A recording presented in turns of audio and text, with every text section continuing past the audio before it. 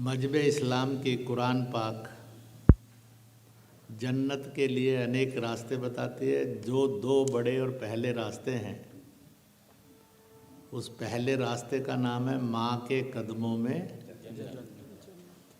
एक बार बोलेंगे जन्नत है, आप बोलना पहला हिस्सा में बोलना, माँ के कदमों में जन्नत है, माँ के कदमों में जन्नत है, माँ के कदमों में जन्नत है। कम से कम आपकी बीवी और माँ को जरूर सुन जाए कि आप सच में ये चाहते हैं, क्योंकि जन्नत उसी के कदमों में है, मर्द के कदमों में नहीं है। और दूसरा रास्ता दिखाया है हुब्बल वतनी निस्फुल ईमान। मैं कहूँगा हुब्बल वतनी, आप बोलेंगे निस्फुल ईमान। हुब्बल वतनी, हुब्बल वतनी। जिन्होंने ये लाइन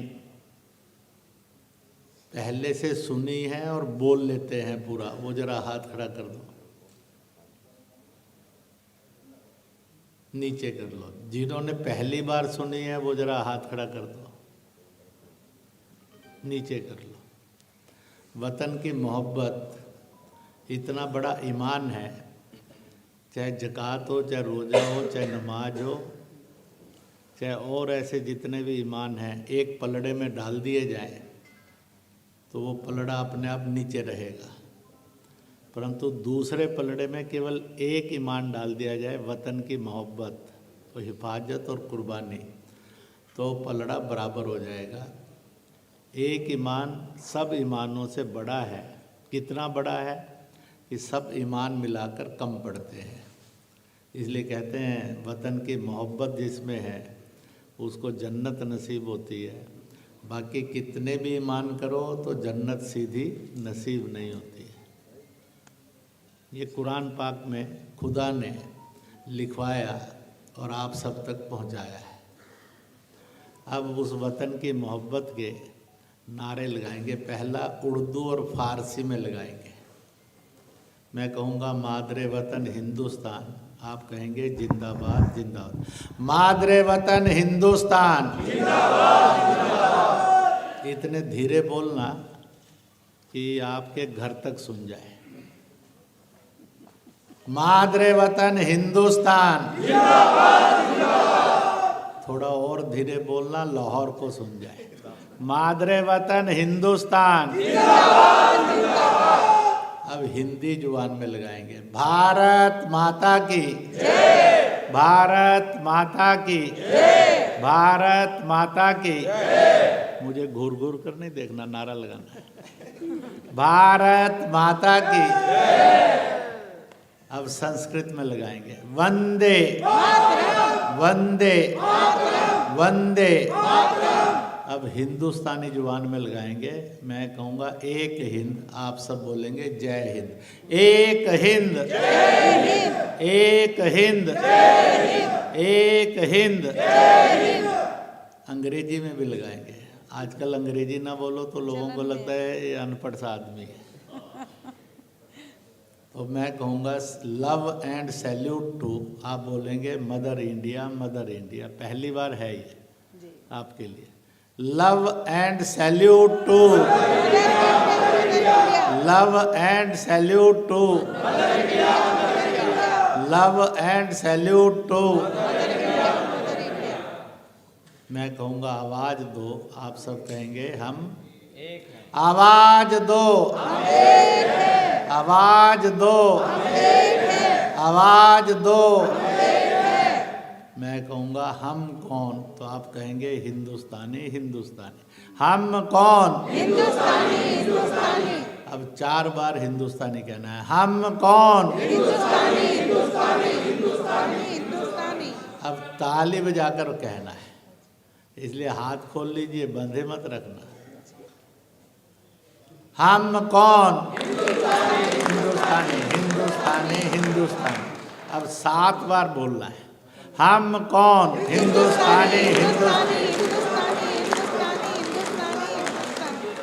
सांस लेकर बोलना, बिन सांस ले बोलोगे तो बात उखड़ जाती है। हम कौन, हिंदुस्तानी हिंदुस्तानी हिंदुस्तानी हिंदुस्तानी हिंदुस्तानी। इस प्रोग्राम में उपस्थित मोहतरम मोहतरमाओं यानी भाइयों और बहनों, मैंने आपको खुदा के खुदाई रिश्ते में याद किया है, रिश्तेदारी में याद नहीं किया है। कौन भाई बहन होंगे इसका फैसला मालिक करता है। मैं और आप ना डिमांड करते हैं ना फैसला करते हैं। किसको पता था कि ये औरत जात बहन बनेगी और ये मर्द जात जो है भाई बनेगा।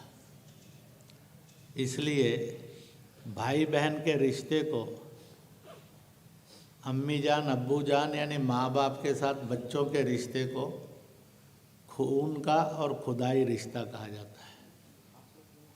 आज एक मुसीबत है पूरी दुनिया में और हिंदुस्तान के घर घर में और दुनिया में भी। अच्छा दोस्त मिलना बड़ा मुश्किल हो गया है और बाप में और बेटे में, भाई और भाई में मोहब्बत बड़ी घट गई है। इसलिए खुदाई और खून के रिश्ते का कत्ल होता रहता है। मुस्लिम राष्ट्रीय मंच की तहरीक इसीलिए चली थी, इंसान को खुदाई और खून के रिश्ते की कदर करना आ जाए। हम ये कदर सीख जाएं। मैं आज के मजमून पर भी बोलूँगा और कुछ दो चार बातें और भी आप सबसे करने के लिए आया हूँ। वैसे मैं सहारनपुर को नया नहीं आया हूँ, संघ के एक दो बड़े पब्लिक कार्यक्रमों में भी आया हूँ, मुसलमानों के कार्यक्रम में भी आया हूँ। देवबंद भी मैं 2004 में पहली बार गया था, तब से लेकर अब तक। जब मैं 2004 में देवबंद गया था तो उस समय यहाँ के सहारनपुर ज़िला के डीएम जो थे वो एक हिंदू थे और एसपी शायद एक मुसलमान थे। यहाँ रिवाज है 2 अफसरों में से एक हिंदू होना चाहिए, एक मुसलमान है, ताकि बैलेंस बना रहे। और बड़ा पुराना रिवाज है अंग्रेज के काल से इस इलाके का। तो उस समय मैंने उनको कहा कि मुझे देवबंद जाना है, वहाँ का निमंत्रण है। उन्होंने कहा वो तो मिनी पाकिस्तान कहलाता है, वहाँ जाएंगे आप, कुछ और मुसीबत खड़ी होगी तो क्या होगा। मैंने कहा नहीं, बड़े मदनी साहब मुझे एक प्रोग्राम में 1 साल पहले मिले थे 2003 में, वहाँ हमारी थोड़ी दोस्ती हो गई। मैंने उनसे पूछा कि मैं आपको मौलाना कहूँ, मदनी साहब कहूँ, या चाचा जी कहूँ या ताया जी कहूँ। बोले मतलब क्या है। मैंने कहा अगर आप उम्र बता देंगे, मेरे पिताजी से उम्र में बड़े होंगे तो ताया जी कहूँगा, छोटे होंगे तो चाचा जी कह दूँगा। क्योंकि हम एक वतन के हैं, हम वतनी हैं, इसलिए उस रिश्ते को जिएंगे। उन्होंने उम्र बताई तो हमारे पिताजी 6 महीने 7 महीने बड़े थे, तो मैंने कहा मैं आपसे आपको ताया जी कहूँगा। तो उन्होंने कहा था कभी आएंगे मेरे घर। मैंने कहा जरूर आऊँगा। मेरा सहारनपुर ज़िले में कार्यक्रम था आरएसएस का, तब मैंने उनको कहा कि मैं सहारनपुर आने वाला हूँ, तो अगर आप हैं तो मैं कार्यक्रम बना लेता हूँ देवबंद आने का, मदरसे में आने का। जब मैंने डीसी और एसपी को कहा, डीएम और एसपी को, तो उन्होंने बड़ा अजीब उत्तर दिया जो मैं पहले सुना चुका हूँ कि वो तो एक मिनी पाकिस्तान है, उसमें आप जाकर क्या करेंगे। मैंने कहा हिंदुस्तान के हर इंच हिंदुस्तान था, है और सदा रहेगा। हम तो पाकिस्तान की सरजमी और बांग्लादेश की सरजमी को भी ये कहते हैं, यह हिंदुस्तान था, कभी भी फिर मौका आएगा जब ये हिंदुस्तान बनेगा। खैर उन्होंने व्यवस्था कर ली। मैंने कहा आप वर्दी में पुलिस फोर्स मत लगाइए सिक्योरिटी की, सारा देवबंद जो है परेशान हो जाएगा, क्या है, कौन आ रहा है, क्यों आ रहा है। आप प्लेन क्लॉथ में खड़े कर लीजिए। तब मैं पहली बार देवबंद गया था। बड़े मदनी साहब थे वहाँ, उनके बच्चे भी थे तीनों। उनको उन्होंने बुलाया हुआ था। मेरी उनसे बातचीत हुई। कहने लगे कि आप देखेंगे। तो मैं मदरसा देखने के लिए गया था। सबसे छोटा क्लासरूम 70 बच्चों का था, सबसे बड़ा क्लासरूम शायद 350-400 बच्चों का था। फिर मैंने हॉस्टल भी देखा। फिर वहाँ मस्जिद बन रही थी जो रुक गई थी। उस समय वहाँ के प्रो वाइस चांसलर एक तमिलनाडु के मुसलमान थे और वो कंस्ट्रक्शन का काम भी वो देखते थे। उनका संकट था बिना पिल्लर के, और जो मस्जिद का प्रमुख स्थान है जहाँ नमाज पढ़ेंगे वो हॉल बनना चाहिए, 2,500-3 हज़ार से अधिक लोग जिसमें बैठ सकेंगे। तो वो एक जगह आकर डिजाइन फंस गया था, और डिजाइन फंसने के कारण बिना पिल्लर डाले मस्जिद का सभागार नहीं बन रहा था। तो मैंने इंजीनियरिंग किया है सन 1970 में Punjab engineering college technical university से मैकेनिकल में पास किया था। हमने सिविल भी थोड़ा थोड़ा पढ़ा था, अभी ये इंजीनियर साहब बता ही रहे थे। तो मैंने मस्तिष्क में पता नहीं मालिक की क्या रहमत बरसी, मैंने कहा अगर इस तरह से आप इसको रीडिजाइन कर लें तो आपकी बचत भी हो जाएगी और पिल्लर भी नहीं देना पड़ेगा, परंतु इसको पहले आप जांच लीजिए, इसका प्रैक्टिकल को एक्सपेरिमेंट में कर लीजिए ताकि सबूत मिल जाए कि कॉन्फिडेंस बन जाए कि हो सकता है। जब हम वापस आए तो मैंने उनको 2 प्रश्न किए थे। उन्होंने उसको जांचा 2 जगह की IITs में भेजकर, और वहाँ से उनको आया कि ये ठीक हो सकता है। तो उन्होंने पूछा ये बताया किसने? उन्होंने कहा RSS का एक नेता आया था, उसने हमें मस्जिद ऐसी बना देने के लिए रास्ता बताया, और जिसके कारण जो 7-8 महीने से मस्जिद बनने का काम रुका हुआ था वो चल पड़ा और मस्जिद बनी। तब मैंने उनको 2 बातें और कही। घर आने पर, उनके बंगले पर ही बैठे थे, अंदर ही घर है उनका। तो मैंने उनको कहा मैं आपके हॉस्टल को देखने गया था, मैं ये सोच कर गया था कि इंसान इसमें रहते हैं, मजहब से मुसलमान होंगे पर वैसे तो मालिक के घर से तो इंसान ही है, पर आपने उनको भेड़ बकरियों की तरह क्यों रखा हुआ है? जिस कमरे में 2 संख्या मुश्किल से आती है आपने 6-6 भरे हुए हैं। तो ये नमाज कैसे पढ़ेंगे? इनकी ज़िंदगी में इंसानियत कैसे आएगी, रूहानियत कैसे आएगी, अमन और सुकून कैसे आएगा? ये तो ऐसे है। जब इतना आपको धन मिलता है भारत से और दुनिया से, तो आप ऐसा हॉस्टल तो बना दीजिए कि इंसान इंसान की तरह अपनी तालीम पढ़ने के लिए रह सके। उनका हमने नक्शा बनाया है। मैंने कहा पर ऐसा मत बनाना। दूसरा मैंने उनको कहा, जब मैंने DM और SP को कहा कि मुझे देवबंद मदरसे में जाना है, तो आपने पता किया? उन्होंने कहा कि हाँ हमने उनको निमंत्रण दिया है।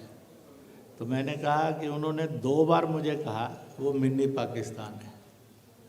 आपका ये रेपुटेशन ठीक है कि गलत है, अच्छा है कि बुरा है? अगर आज भी आपके इलाके को कोई मिनी पाकिस्तान कहता है, कॉलोनी को कहता है, इंस्टीट्यूशन को कहता है, इसका मतलब है कि अगर ये मिनी पाकिस्तान है तो रहने वाले भी पाकिस्तानी हो गए, वो हिंदुस्तानी नहीं रहे। इससे बड़ी तोहमत नहीं हो सकती, इससे बड़ा अपमान नहीं हो सकता, इससे बड़ा और एक बैड करैक्टर सर्टिफिकेट नहीं हो सकता। इसलिए आपने इसको धोना चाहिए, चाहे वो 4 चंद लोगों के कारण लगा हो। इस देश के अंदर हर आदमी ने यही बोलना चाहिए, इसका हर इंच हिंदुस्तान था, हिंदुस्तान है और हिंदुस्तान ही रहेगा। जो आज हिंदुस्तान नहीं रहा है वो कल फिर हिंदुस्तान होगा। उन्होंने कहा बेटा मैं पक्की कोशिश करूँगा कि ऐसा हो। अब तो वो नहीं है, तीनों उनके संतानें मेरे तो भी दोस्त हैं। हमारा विचार का मेल बने ना बने, उन्होंने मेरे से एक वायदा लिया था, इनको तमीज़ रहे और एक अच्छे इंसान और एक अच्छे मुसलमान बने, तू अपना आशीर्वाद इनके पास और मदद ज़रूर रखना। इसलिए वो कभी कभी मिल जाते हैं मुझे। मैंने इस सहारनपुर ज़िले का सफ़र जो है उस 2004 से आज याद किया, फिर से आपसे शुरू किया है। भाई और बहनों, हम जो यहाँ इकट्ठे हुए एक हिंदुस्तानी के नाते आए।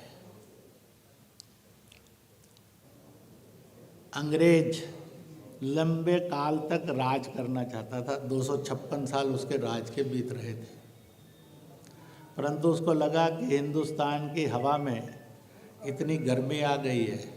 फिर वो बहादुर शाह जफ़र है कि खुदा बख्श है कि गौस खां है, वो अशफाक है कि भगत सिंह सुखदेव राजगुरु है, वो तिलक है कि सुभाष है, वो बापू है या रानी झांसी है, वह और कोई भी है, पूरा हिंदुस्तान आज़ादी के लिए खड़ा हो गया। इसलिए अंग्रेज को एक दिन हिंदुस्तान छोड़कर जाना पड़ेगा। सेकेंड वर्ल्ड वार के अंदर अंग्रेज की कमर टूट गई थी, इसलिए उसमें हिम्मत नहीं थी कि हिंदुस्तान पर हुकूमत कर सके। हिंदुस्तान की जनता ने अंग्रेज के लॉ एंड ऑर्डर को मानना बंद कर दिया था, सेना ने भी मानना बंद कर दिया था। इसलिए जब अंग्रेज को ये लगा कि हिंदुस्तान छोड़ना है, तो उसने हिंदुस्तान को बांटने की साजिश रची।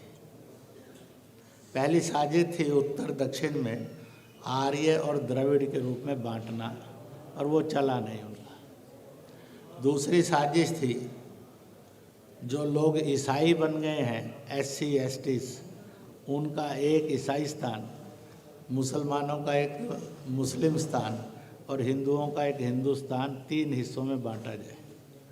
पर ये भी साजिश उनकी नहीं चली, क्योंकि उनको बांटने वाले खिलाड़ी नहीं मिले। अंत में उनको 2 लोग मिल गए। हिंदुओं के हिंदुस्तान के लिए पंडित नेहरू चैंपियन बने, मुसलमानों के पाकिस्तान के चैंपियन बने मोहम्मद अली जिन्ना। इन दोनों को लड़वाया भी, भड़काया भी, लालच भी दिए। भाई और बहनों, एक बात पक्की ध्यान रखना, अगर बापू अंग्रेज के साथ वार्ता करने के लिए मोहम्मद अली जिन्ना और पंडित नेहरू की बजाय मौलाना अब्दुल कलाम आज़ाद को भेज देते, डॉक्टर श्यामा प्रसाद मुखर्जी को भेज देते, सुभाष को चुन लेते, या फिर वो जो थे महर्षि अरविंद को चुन लेते, तो कभी भी देश का बंटवारा नहीं होता। उन्होंने चुना तो चुना नेहरू को और जिन्ना को, जो दोनों बंटवारा चाहते ही थे, और एक दिन बंटवारा हो गया। उनको बंटवारे में पाकिस्तान मिला, अपने को बंटवारे में हिंदुस्तान मिला। पर यह सफ़र बहुत महंगा था दोस्तों, बहुत कीमती था। 2 करोड़ लोग बेघर बार हुए थे, उजड़े थे, जो एक दूसरे में शिफ्ट हुए थे। उजड़ने वाली जनसंख्या 2 करोड़ से अधिक थी। 12 लाख के लगभग लाशें बिछी थी। चाहे घर जलाए गए होंगे, चाहे तोड़े गए होंगे, चाहे कत्लेआम हुआ होगा, चाहे जहर खाए होंगे, चाहे छुरे घोंपे होंगे, गोलियां चली होंगी। 2000 से अधिक पूजा स्थल जले थे और टूटे थे। 6 लाख के लगभग बेटियों ने अपनी इज्जत और मजहब बचाने के लिए, धर्म बचाने के लिए जहर की पुड़ियाँ खाई थी, कुओं में छलांग लगाई थी, ताकि धर्म और इज्जत बच जाए, मजहब और इज्जत बच जाए। इतना भयानक था ये विभाजन। इतनी बड़ी कीमत देकर विभाजन के रूप में आज़ादी मिली। जब विभाजन की रेखा खींची गई पश्चिम की तरफ और पूर्व की तरफ, तो उसने, अंग्रेज ने उस विभाजन रेखा को खींचते समय थोड़ी सी शरारत भी की। कुछ इलाके ऐसे कर दिए जिन इलाकों को लेकर दोनों तरफ गर्मी रही, परंतु जम्मू कश्मीर लद्दाख जो JK स्टेट कहलाती थी, यह 2,22,000 वर्ग किलोमीटर की थी। ये पूरी के पूरी हिंदुस्तान को दी गई थी। इस स्टेट के अंदर मुस्लिम जनसंख्या 54% थी, हिंदू जनसंख्या न 64% थी, हिंदू जनसंख्या 36% थी। अमरकोट एक रियासत थी जिसकी जो पाकिस्तान को दी गई, जिसकी जनसंख्या में 92% हिंदू थे, 8% केवल मुसलमान थे। परंतु तो भी ये विभाजन की रेखा खिंच गई, पूरा जम्मू कश्मीर हिंदुस्तान को मिला। इसलिए विभाजन की सारी दुख भूलकर हिंदुस्तान ने भी आज़ादी का सफ़र शुरू किया और पाकिस्तान ने एक नए मुल्क का सफ़र शुरू किया। जब ये सफ़र शुरू हुआ तो उस सफ़र के अंदर एक दर्दनाक कहानी ने जन्म लिया। कबायलियों को पाकिस्तान ने भर्ती करके 3 महीने बाद हिंदुस्तान पर हमला कर दिया। यानी पाकिस्तान जन्मा नहीं था, हमला कर दिया। और पाकिस्तान के हुक्मरानों ने नारा लगाया था, हंस कर लिया पाकिस्तान, लड़ कर लेंगे हिंदुस्तान। ये नारा लगाते हुए जब चले और 2-3 महीने के अंदर पाकिस्तानी कबायली फौज जम्मू कश्मीर में घुसती चली गई, पंडित नेहरू ने एक भयानक भूल की। बिना कॉन्फिडेंस में लिए हुए मंत्री परिषद को और पार्टी को और देश को उन्होंने एक तरफा युद्ध विराम घोषित कर दिया। बहुत बड़ा भूभाग पाकिस्तान के कब्जे में सेना के चला गया, बाकी हिंदुस्तान के कब्जे में रहा। जब ये किया तो फिर एक और भूल कर दी। माउंटबेटन जो भारत के आज़ादी के बाद पहले वायसराय बने थे, गवर्नर जनरल बने थे, उन्होंने एक षड्यंत्र रचा और पंडित नेहरू और कांग्रेस के दिमाग में एक इंजेक्शन लगाया। अब ये 2 देशों का झगड़ा है, इसलिए लोकल लड़ाई नहीं है, यह अंतर्राष्ट्रीय लड़ाई है। आप यूएनओ में चले जाए और घर की लड़ाई को हमने दुनिया की लड़ाई में बदल दिया और पंडित नेहरू यूएनओ में चले गए।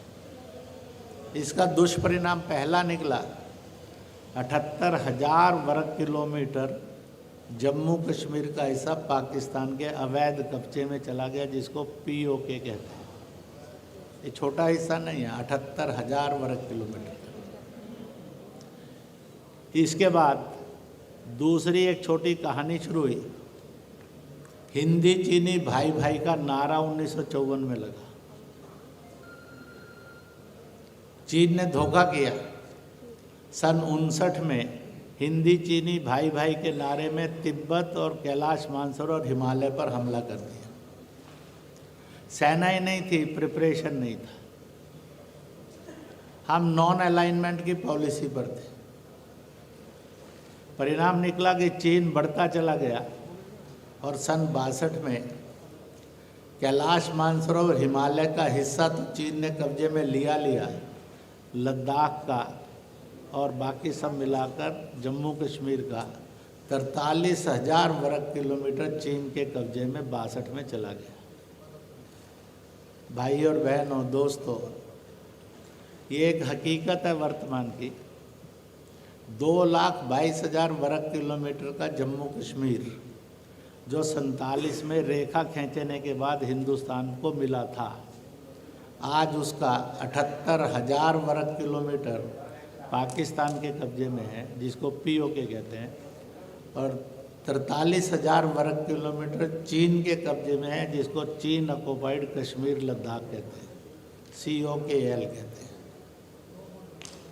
हमारे पास 1,01,000 वर्ग किलोमीटर है। 1,21,000 वर्ग किलोमीटर सन 62 तक कांग्रेस की सरकार, पंडित नेहरू की सरकार के होने के बावजूद भी पाकिस्तान और चीन के कब्जे में चला गया, जिसको कभी कभी कांग्रेस के नेता कहते हैं कि इतना बड़ा भूभाग आज भी चीन के कब्जे में है, तो हुकूमत को गाली देते हैं। उनको झूठ बोलने में कभी शर्म नहीं आती, इसलिए झूठ ईमानदारी से खूब बोलते हैं। तो इस प्रकार से ये है।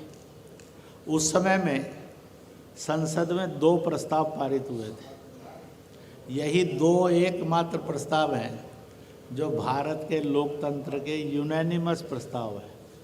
किसी भी धर्म ने, किसी भी जाति के, किसी भी भाषा के, किसी भी सूबे के, किसी भी दल के सांसद ने उन प्रस्ताव का विरोध नहीं किया। एक प्रस्ताव है, 1-1 इंच जो पाकिस्तान के अवैध कब्जे में उसको खाली करवाएंगे। 1-1 इंच ज़मीन जो चीन के कब्जे में उसको डिप्लोमेटिकली या अन्य रूप से फिजिकली हम खाली करवाएंगे। ये संसद का संकल्प है।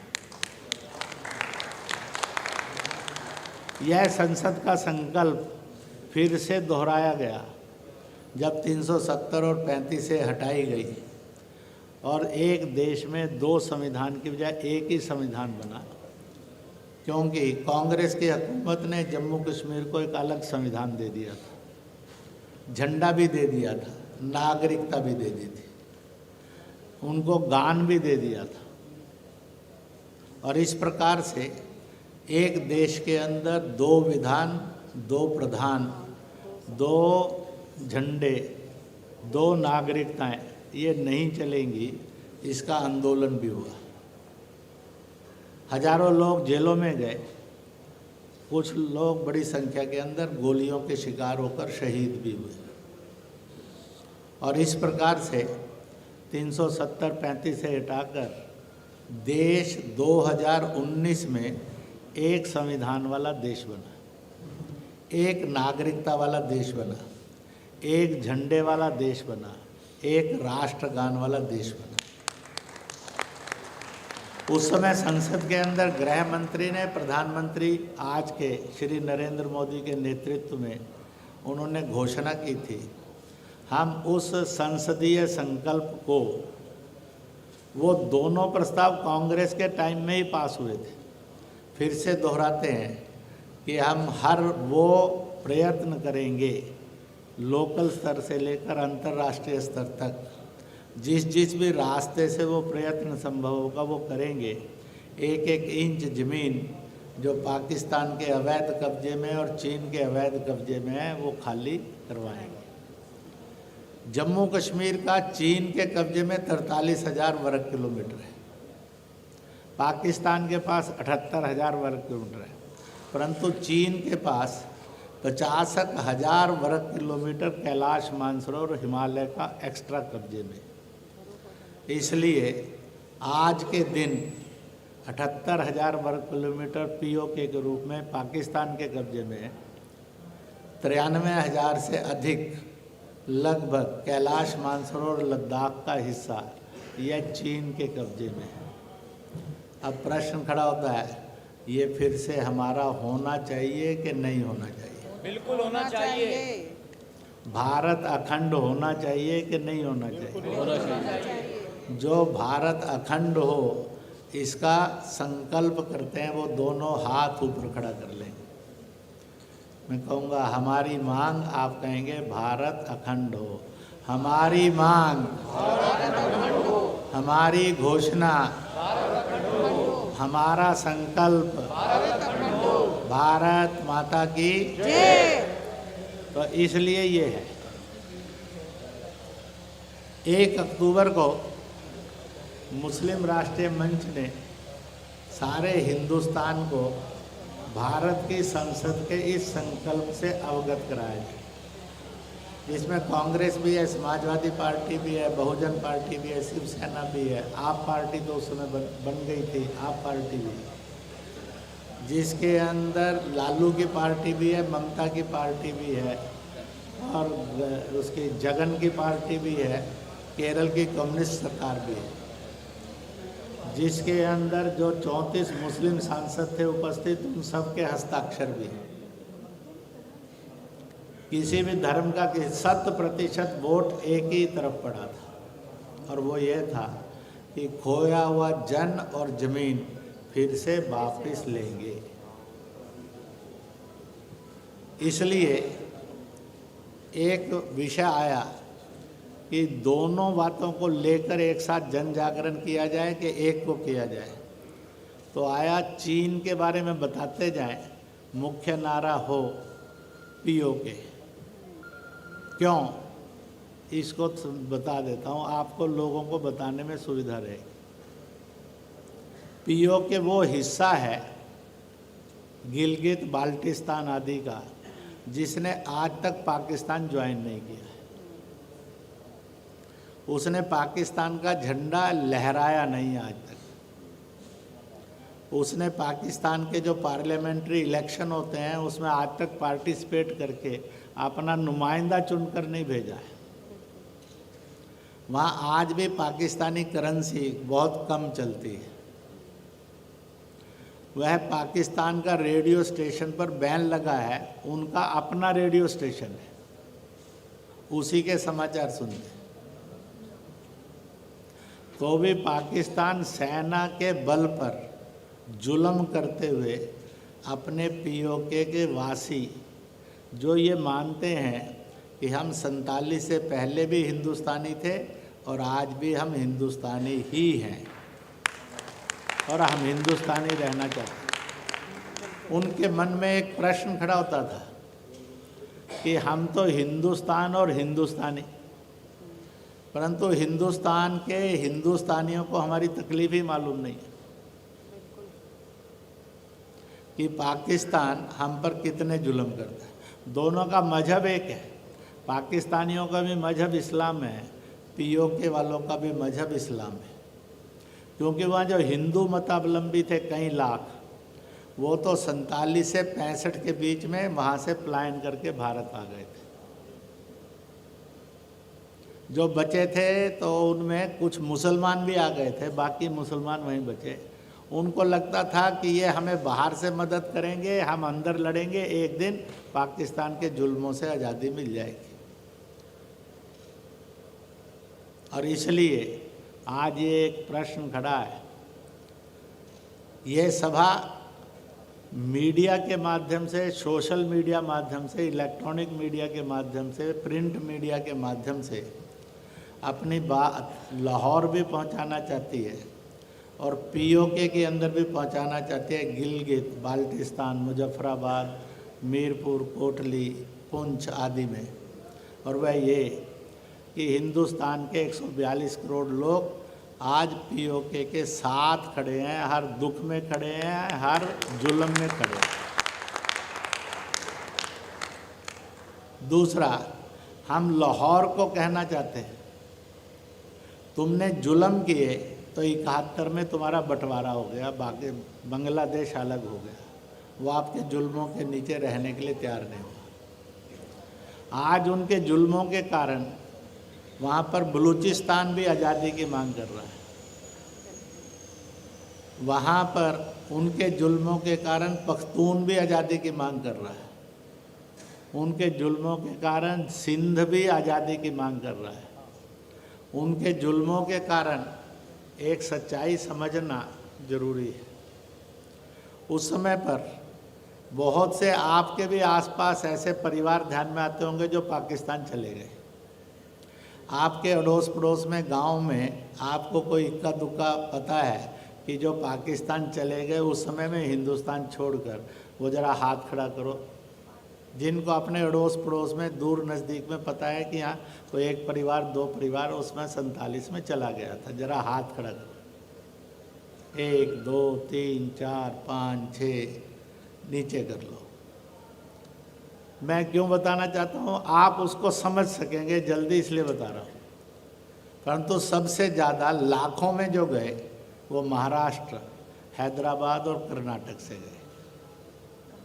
थोड़ी बहुत संख्या हर सूबे से गई, उत्तर प्रदेश से भी कुछ लाख में लोग गए।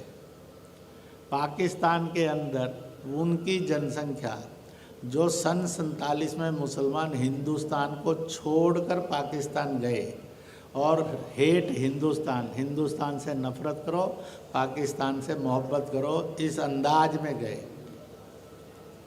उनकी जनसंख्या इस समय वहाँ पर 1 करोड़ 40 लाख से अधिक हो गई है। और ये वो बदकिस्मत मुसलमान हैं, हिंदुस्तानी रहे नहीं, पाकिस्तान ने उनको पाकिस्तानी नहीं माना, वो मुहाजिर कहलाते हैं। उनको 10वीं से अधिक पढ़ाई करने के लिए पाकिस्तान में इजाज़त नहीं है। इन 77 साल में एक भी इन मुसलमानों में से, मुहाजिरों में से graduate, post graduate, doctor, engineer नहीं बना। सरकार में नौकरी मना है। इनको मुख्य मस्जिद के अंदर जाकर नमाज पढ़ने की भी मनाही है। ये एक ऐसी बदतर ज़िंदगी जी रहे हैं और अपने बुज़ुर्गों को गालियां देते रहते हैं कि उन्होंने वतन की मोहब्बत, जो कुरान का आदेश था, उससे दगा किया और मालिक ने उनकी ज़िंदगी में कितना बड़ा दर्द खड़ा कर दिया, और उस दर्द मिला है पाकिस्तान के माध्यम से। वो मुहाजिर भी आज एक अलग मुल्क की मांग या हिंदुस्तान की मांग कर रहे हैं। तो इसलिए सिंध, बलूच, पख्तूनिस्तान, पीओके, मुहाजिरिस्तान ये कर रहे हैं। बीच में पंजाबीस्तान, सिकरिस्तान बच जाता है। वो भी अपने आप को पाकिस्तान के नाम से मुक्त करना चाहता है। सबका मत ये है, पाकिस्तान शब्द अर्थ से बहुत अच्छा है, पाक लोगों का, परंतु वहाँ पाक कुछ नहीं है, नापाक है। इसलिए सब बोलते हैं पाकिस्तान मत कहो, ना पाकिस्तान बताओ इसको, कि नापाक पाकिस्तान। और इसलिए आने वाले कल के अंदर हालात ये आएंगे, मेरे और आपके ज़िंदा रहते हुए, कि पाकिस्तान दुनिया की सरजमी में सन 47 से पहले नहीं था। शायद हो सकता है 5, 10, 15 साल के बाद फिर दुनिया के नक्शे से वो मिट जाए, क्योंकि वो नापाक कंट्री है, नापाक देश है। 6-7 देशों के अंदर हिस्सों में बट जाएगा। हो सकता है कुछ हिंदुस्तान में मिल जाए, कुछ आज़ाद मुल्क बन जाए, परंतु आने वाले कल के अंदर यह एक दुनिया के सामने प्रश्न है जिसका उत्तर दुनिया को नहीं मिल रहा है। परंतु डे बाय डे पाकिस्तान मोर और मोर डिवीज़न की तरफ और धरती से मिटने की तरफ बढ़ रहा है। तो जो पीओके हमारा था, हमारा है और होना चाहिए और अपना रहना चाहिए, उसके बारे में जन जागरण करना। और पाकिस्तान में आज मुस्लिम कंट्री होने के बावजूद भी इस्लाम मतावलंबियों पर अन्य अल्पसंख्यकों के अतिरिक्त बहुत जुल्म। मुहाजिरों को जीने का अधिकार नहीं, पख्तून बलूच को जीने का अधिकार नहीं है। कोई दिन नहीं होगा जब पाकिस्तान की सेना पख्तून मुसलमानों को, बलूच मुसलमानों को कत्ल ना करती, मारती ना हो। पीओके के मुसलमानों को, जिनको कश्मीरी मुसलमान कहा जाता है, उन पर कत्ल ना होता। कहते हैं पाकिस्तान एक ऐसा मुल्क है जिसके अंदर अपने देश के ही नागरिक प्रतिदिन सैकड़ों की संख्या में वहाँ की सैनिकों के द्वारा मारे जाते हैं, हजारों में भी मारे जाते हैं। तो इसलिए इसको समझना। इसलिए मुझे तो अनुभव आया कि सिंधी मिले मुझे पाकिस्तानी, वो चाहते हैं कि भाई साहब हमारा भी दर्द हिंदुस्तानियों को बताइए तो सही, क्योंकि हम पुराने तो हिंदुस्तानी। मुहाजिर भी कहते हैं हमारे बुजुर्गों ने गलती करके पाकिस्तान से आई लव यू किया, हिंदुस्तान से आई हेट यू किया। अब उसकी इतनी सज़ा मिल चुकी है कि हम बिल्कुल पिछड़ेतम हो गए हैं। कम से कम इस मुक्ति से कभी हम निकल तो सकें। पीओके के लोग कहते हैं आखिरकार 70 साल से ऊपर हो गए जुल्म सहते सहते, बहू बेटियों की इज्जत लुटवाते लुटवाते। तो